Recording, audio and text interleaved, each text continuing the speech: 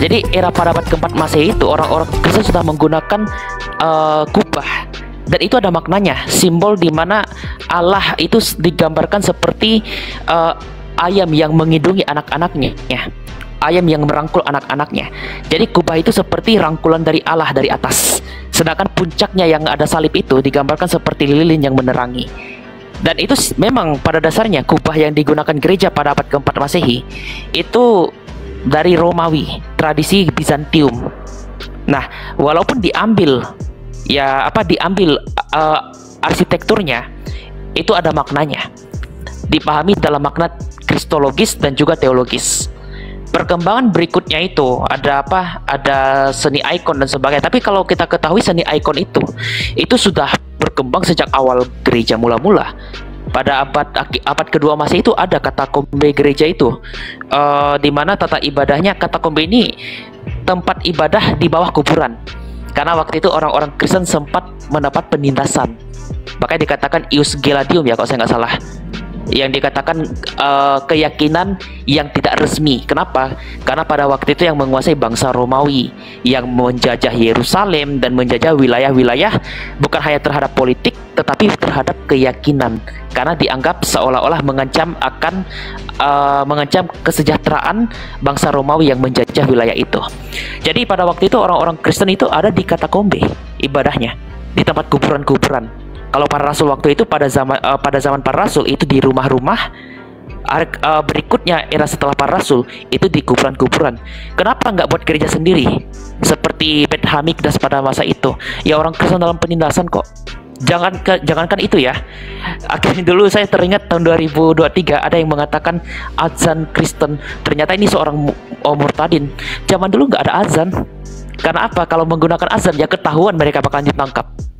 Nah, pada waktu itu mereka ada kidung-kidungan, betul. Tetapi kidung-kidungannya itu enggak dipantulkan untuk keluar. Ada panggilan-panggilan tersendiri menggunakan simbol ikan. Simbol ikan ini ada maknanya dalam bahasa Yunani. Yesus Kristus hu hagion theos. Yesus Kristus sang anak Allah. Jadi seni ikon itu dilestarikan. Masuk abad keempat sudah ada arsitektur yang menggunakan tradisi seperti yang kamu lihat di sini di profil saya. Ada kubahnya. Tapi mungkin kamu akan bertanya seperti ini, kenapa gereja sekarang tidak ada yang menggunakan kubah? Ya pada dasarnya itu memiliki hak tradisional yang dapat gereja terapkan untuk bisa dipahami oleh wilayah tertentu. Inkulturasi lebih tepatnya seperti itu. Karena kubah sendiri pun juga adalah inkulturasi. Jadi perkembangan terhadap tata ibadah, terhadap arsitektur gereja itu berpengaruh pada periode zamannya, tetapi teologisnya masih sama. Karena apa? Gereja ini bukan mengacu kepada gedung yang diutamakan. Gereja ini mengacu kepada manusia. Makanya Yesus menunjuk apa? Manusia sebagai gereja. Matius 16:18. Engkau Petrus, di atas batu karang ini aku akan mendirikan eklesiaku, gerejaku. Itu ya, menjawab pertanyaan pertama ya. Paham nggak sampai di sini, bro? Ya. Gimana Merpati? Halo. Halo ya. Ya. Gimana yang pertama? Gitu ya jawabannya ya. Tapi betul yang disampaikan Kak Timothy tadi, bahwa memang jemaat yang didirikan oleh Santo Petrus itu di Matius 16 ayat 18. Engkau adalah Petrus dan di atas batu karang. Nah, jadi jemaat yang memang didirikan mula-mulanya itu di atas batu karang. Nah, yang saya tanyakan di atas imannya Petrus, itu Petra. Jadi iman. Ya, di atas imannya Petrus. Ya. Yang saya tanyakan, jemaatnya ini terdiri dari orang-orang yang berasal dari Yahudi atau Romawi, orang-orang yang bersunat atau tidak bersunat, Pak? Yang bersunat dan tidak bersunat, dasarnya apa? Ini sebelum masuk kepada kitab Roma, sebelum yang disampaikan Rasul Paulus ya, Yesus sendiri mengatakan ada domba-dombaku yang bukan dari kandang ini. Yohanes 10 ayat yang ke-16 atau saya, 15 atau 16. Iya, betul. Jadi itu semua orang, bro. Kenapa? Gini. Yesus kan mengatakan, engkaulah Petrus dan di atas Petra, di atas batu karang ini aku mendirikan gerejaku. Di atas imannya Petrus itu apa? Percaya Yesus. Jadi Ya, siapa yang pada masa itu diperhitungkan sebagai eklesia, yaitu baik orang Yahudi dan non-Yahudi yang punya iman seperti Petrus, percaya kepada Kristus, gitu. tapi apakah jemaat Petrus ini adalah orang-orang yang bersunat? Yang perlu kamu ketahui pada zaman para rasul itu ya, itu ada memang konflik terhadap orang yang bersunat dan tidak bersunat. Sebelum masuk kepada surat-surat pastoral, Kisah Rasul 15 itu juga membahas hal itu. Nah, tapi yang perlu kita ketahui, para rasul sendiri itu dikatakan jangan mengekang mereka yang sebenarnya kuk yang diberikan kepada kita pun tidak dapat kita lakukan. Artinya apa? Hukum-hukum tradisional, bahkan sunat. Karena apa? Karena sunat pada masa itu yang perlu kita ketahui bukan lagi sunat secara dagingnya, bukan sunat dalam pengertian daging jasmani kita, tapi sunat rohani. Itu yang terdapat dalam Kolose 2 itu, yaitu sunat dalam pengertian baptisan. Tapi apakah orang-orang goyim seperti kita bisa sunat? Ya bisa. Paulus aja mengizinkan Timotius sunat kok. Ini bukan langsung Paulus ya, tapi para rasul. Cuma Paulus hanya mengaplikasikan apa yang dilakukan para rasul juga. Dalam Kisah Rasul 16 ayat 2 dikatakan dia menghendaki Timotius untuk disunat. Jadi sunat ini dalam arti apa? Dalam arti menghormati budaya yang pada waktu itu Timotius berada dengan orang-orang Israel, orang-orang Yahudi. Paulus nggak masalah dengan hal itu, bahkan para rasul mula-mula nggak ada masalah dengan itu. Tetapi para rasul itu harus mengetahui bahwa ada bangsa non-Yahudi, ada bangsa Yahudi, di mana orang-orang non-Yahudi yang mungkin tidak bersunat, mereka pun juga mendapatkan hak untuk apa? Untuk diinjili. Dalam Kisah Rasul 10 itu, ketika dia bertemu dengan Cornelius, dia waktu itu sempat ragu-ragu sampai Tuhan menurunkan suatu vision kepadanya. Dengan binatang haram dan halal itu sebagai simbol tidak ada lagi benteng yang memisahkan antara orang bersunat dan tidak bersunat. Jadi dia akhirnya bisa bertemu dengan Cornelius pada waktu itu. Karena apa? Karena Allah menghendaki supaya Petrus tidak lagi tidak lagi mengekang hukum Taurat itu sebagai kuk terhadap bangsa yang tidak bisa menerima kekangan itu. Itu ya. Ya. Oke. Jadi Kak Timothy tadi menjelaskan bahwa memang jemaat yang mula-mula didirikan pada abad tersebut oleh Petrus adalah memang Kristen ya. Bukan Petrus yang mendirikan. Bentar. Oke. Jangan persepsinya itu bukan Petrus yang mendirikan gereja, tapi Kristus di atas imannya Petrus. Nah, jemaatnya siapa aja? Kristen itu pertama kali disebut di mana, Timothy? Kisah Rasul 11 ayat 6. Di mana itu? Di Antioquia. Itu negara mana sekarang kalau nggak salah, Turki. Syria, ya Turki. Ya di Betul Turki. Jadi baik goyim ataupun non goyim, selama dia punya iman kepada seperti imannya Petrus, dia adalah jemaatnya Kristus yang dikepalai oleh Kristus. Alkitab tidak mencatat detail siapa aja jemaatnya si Petrus waktu itu, tuh nggak ada yang catat itu berapa, siapa aja, apakah orang Yahudi, non Yahudi kah. Tapi kalau dia punya iman seperti imannya Petrus, maka dia menjadi bagian dari perhimpunan jemaatnya Kristus yang dikepalai oleh Kristus. Gitu. Jadi bukan masalah nominal, tetapi kalau kamu tanya siapa aja jemaatnya, ya kita nggak tahu. Ada orang Yahudi, ada orang non-Yahudi juga. Makanya ada sidang Yerusalem.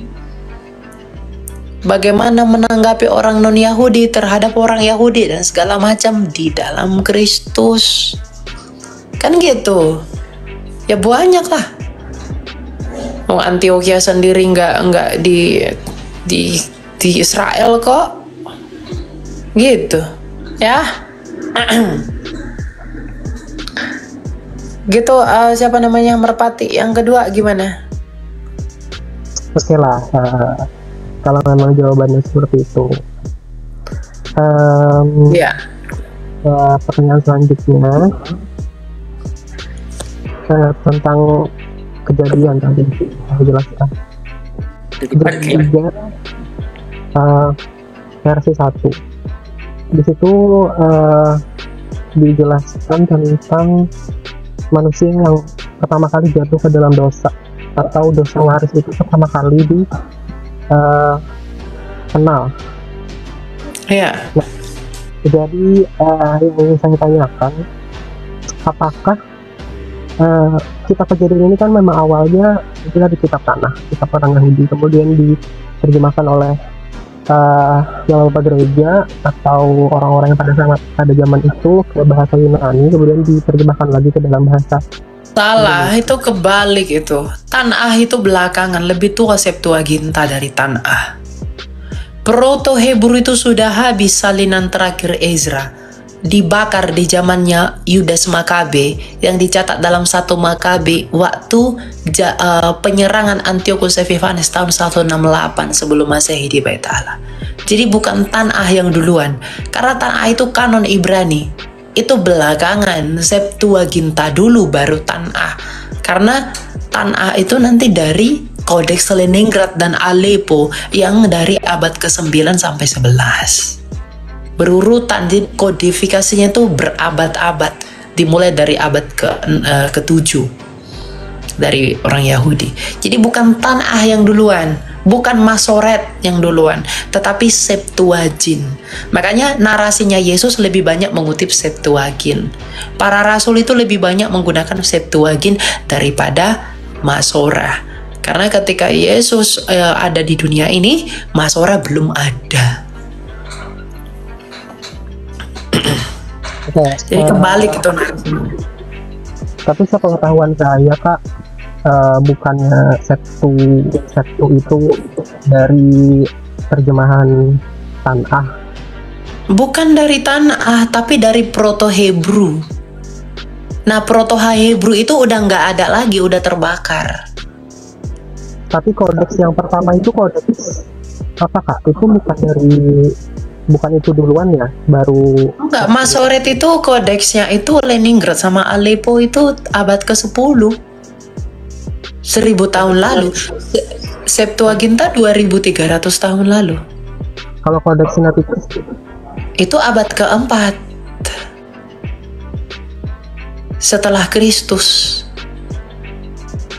Jadi kodeks Sinaiticus ini ngambil dari Tanah atau Septua? Itu kan Yunani. Ya bukan Masorah, bukan dari Tanah. Kan tadi saya bilang Tanah itu belakangan datangnya. Kanon Ibrani. Ya. Tapi kodeks Sinaiticus kan abad ke-4 tadi ya Kak? Betul. Entah itu manuskrip untuk melengkapi perjanjian baru dari Septu. Bagaimana? Iya, itu dari Septuaginta. Pasti menyerap narasi Septuaginta karena Masorah belum ada. Ya pasti pakai Septuagint dong. Masorah belum ada. Atau naskah Bizantin, Peshitta, Aramaik kita punya juga. Semua Kristen tuh punya. Yunani dah, Aram kah apa punya semua.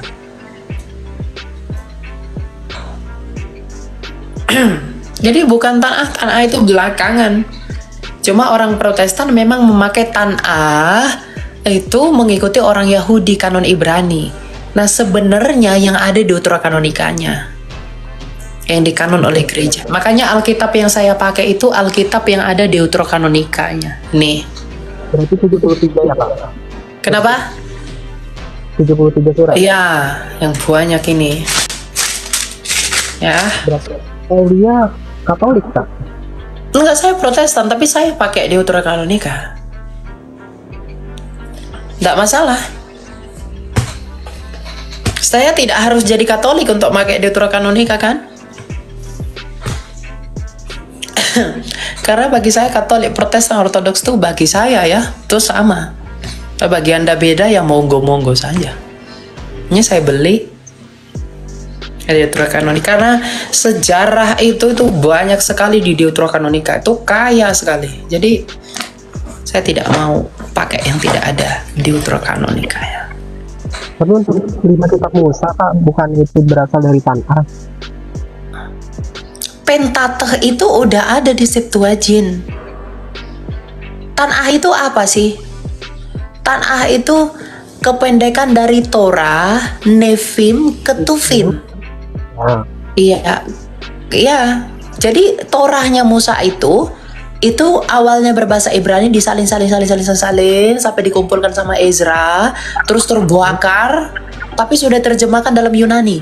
Yang Ibrani sudah hangus, yang Yunani tersisa 3 abad sebelum Kristus. Nah, itulah yang dipakai Tuhan Yesus di sinagoga-sinagoga, narasi-narasi Yunani, misalnya Iota yang dipakai oleh Yesus di Perjanjian Baru. Itu yang dipakai.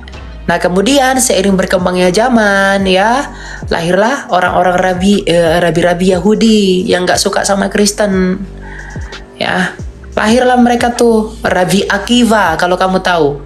Nah, Rabi Akiva ini adalah rabi yang nggak suka Kristen, yang bukan juga orang Yahudi sebenarnya, tetapi dia menjadi awal asal muasal gerakan rabi-rabi Yahudi Rabinik.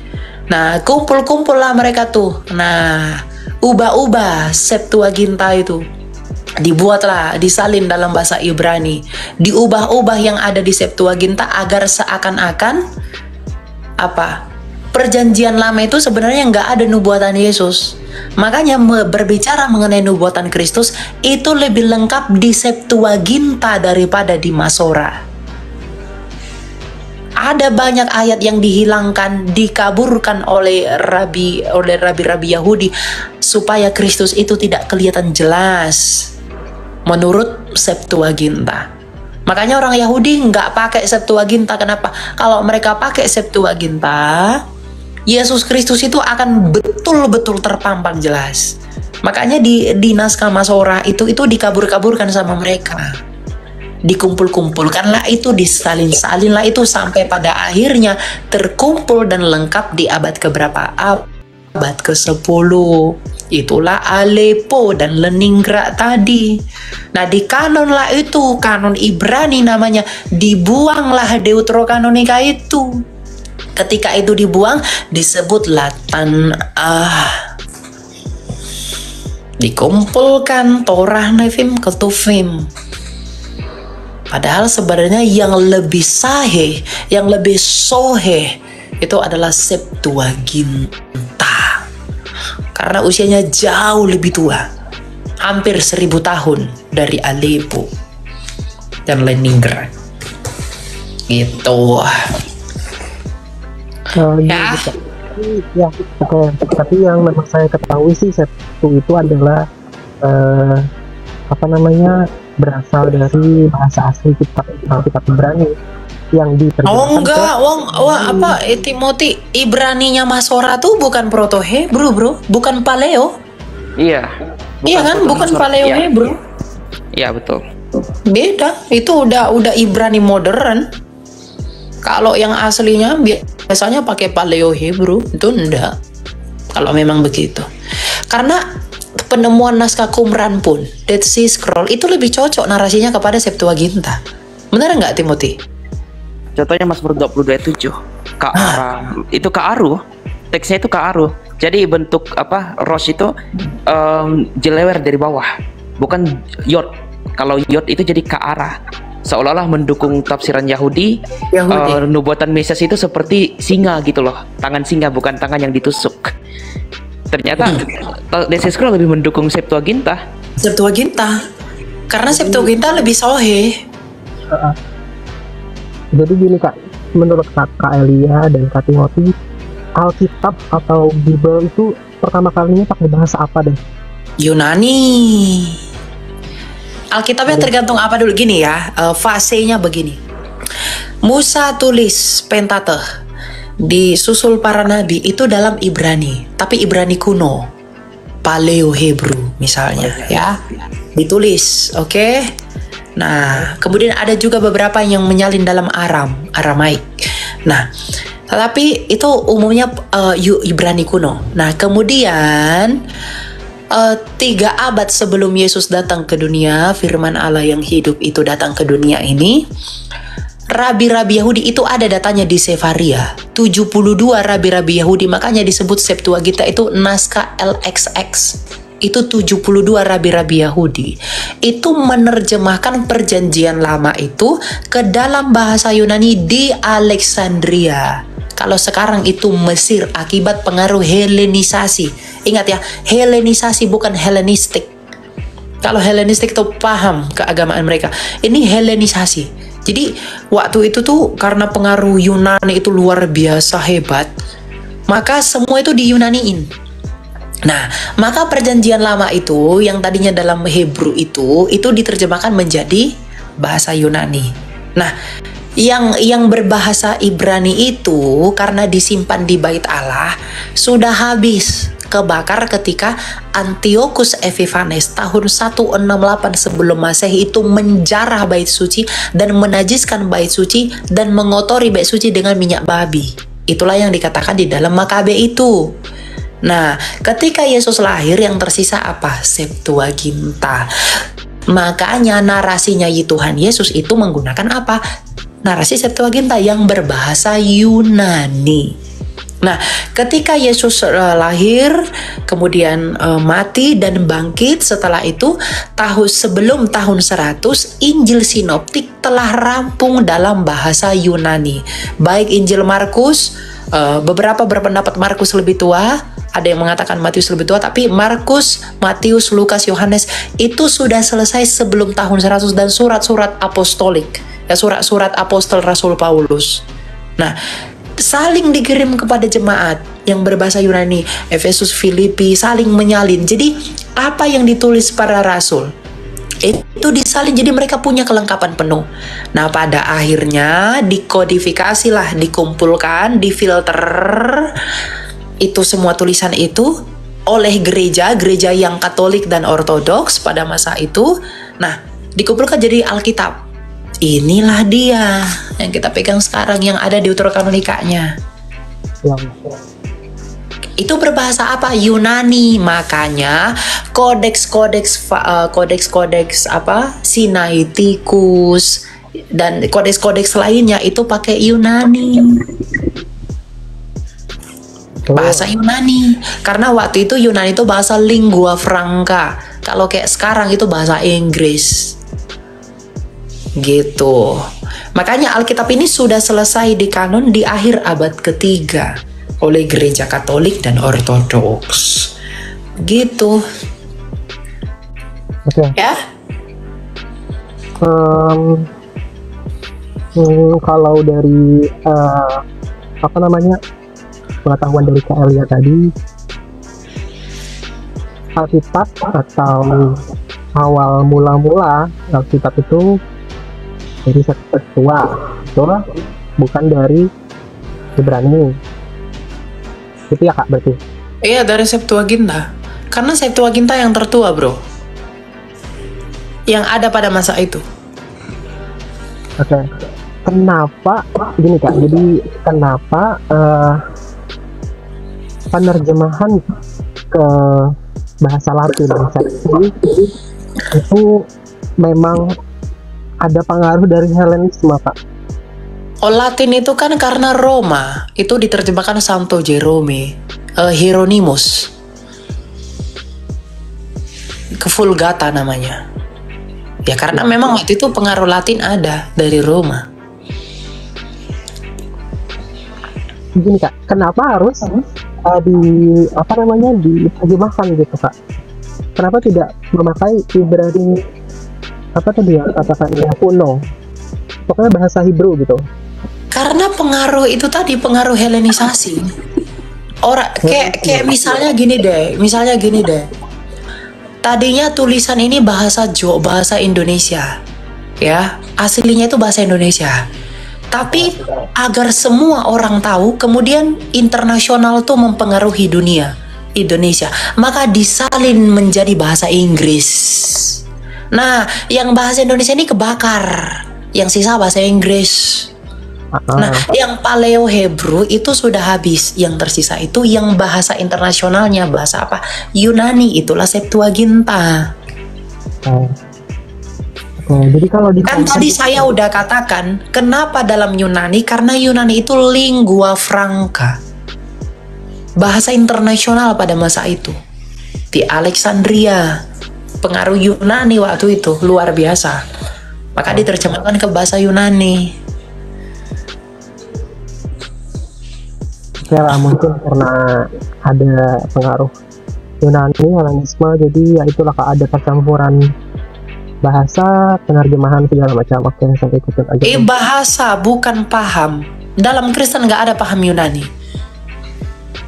Trinitas itu bukan Yunani Kak. Lah, buktinya apa? Kejadian 1 ayat 1 sampai 3 itu Trinitas itu. Itu udah ada sebelum ada Thales, bapak filsafatnya orang Yunani itu belum lahir, itu sudah ada Trinitas. Bapak gereja ya, Timothy Agustinus dari Hippo ya. Ya, betul. Nah, jadi kamu bilang Trinitas itu sudah ada di Kejadian 1. Kita baca ya.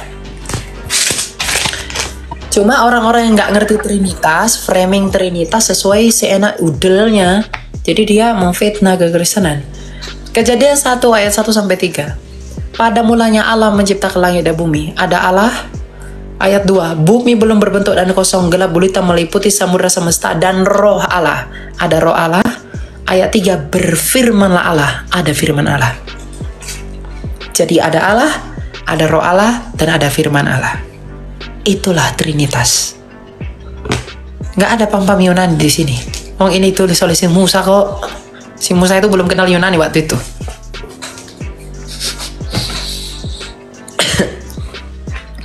Gitu ya.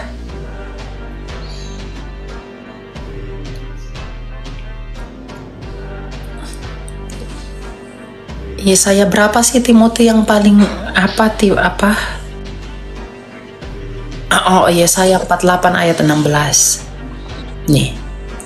Mendekatlah kepadaku, dengarlah ini dari dahulu tidak pernah aku berkata dengan sembunyi, dan pada waktu hal itu aku ada di situ dan sekarang.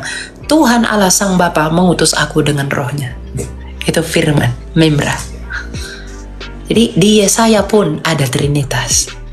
Di tulisan Musa pun ada Trinitas. Cuma kata Trinitas itu istilahnya itu muncul belakangan, tapi prinsip dan nafasnya sudah ada sejak semula. Bahkan ketika dunia ini mau diinisiasi oleh yang ilahi, Trinitas sudah diwartakan.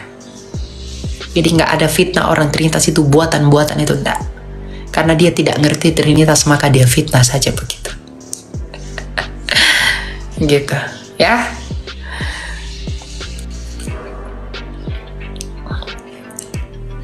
Itu siapa? Merpati ya. Kita gantian ya ke yang lainnya.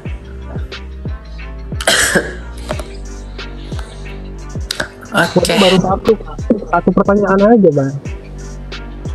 Iya. Oke. Mau saya lanjut atau yang lain, Kak? Nanti saya naik lagi deh besok. Oh iya, besok lah naik lagi ya, banyak yang mau naik ini. Yo.